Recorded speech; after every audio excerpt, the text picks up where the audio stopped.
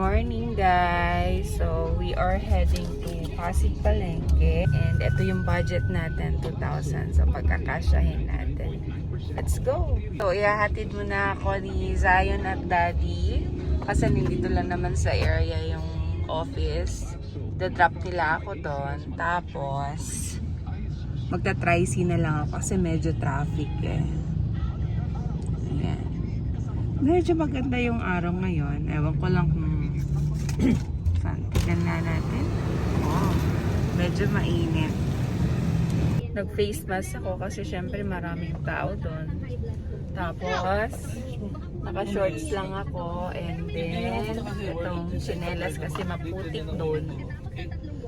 This Avenue. Ayan. Ayan. So, dito lang yung Pasig Palengke. Guys, tignan nyo, ang daming wires. So, plano kong bilhin ngayon, more on seafoods lang. Kasi, yung mga meat sa mall na kami bumibili sa Robinson's supermarket. Mas maganda kasi yung cuts nila. And then, alam mo, mas panatag ka na mas new yung karne nila. So, dito, more on isda, pompano, pusi. We'll see, tignan natin kung ano yung maging kasya sa budget natin.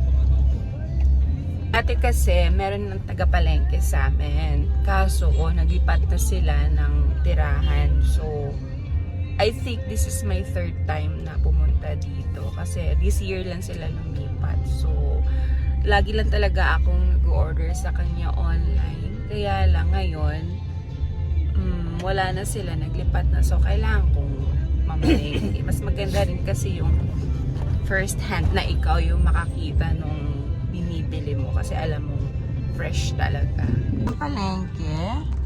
So iikot lang tayo, guys. Tour ko lang kayo a little bit. So how's the Pasig Palengke? You know, when I compare it to Marikina, kasi we used to live also in Marikina. Sobrang malinis si Marikina. Dito, medyo slight. Guys, dito na tayo sa palengke.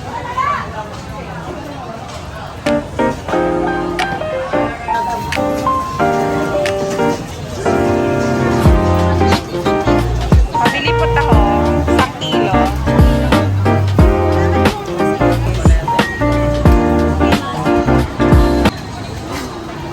Ito po, 1 kilo. 1 kilo.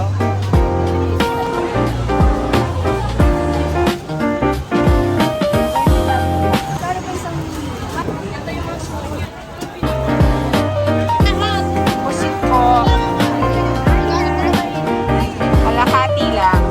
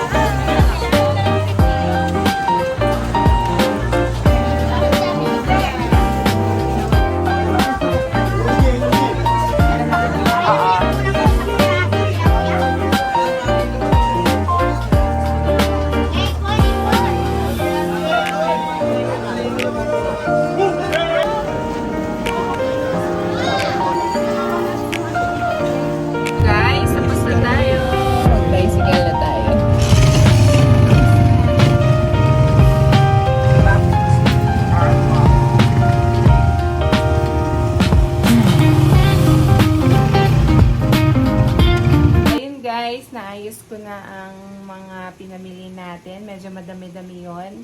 At nakasya naman yung ating 2,000 pesos na budget. So, andun lahat yung mga seafoods, may shrimp, nakalagay na. So, ayun. Hopefully, it can last up to 1 week. So, depende kasi minsan lumalabas naman kami. Thank you for watching!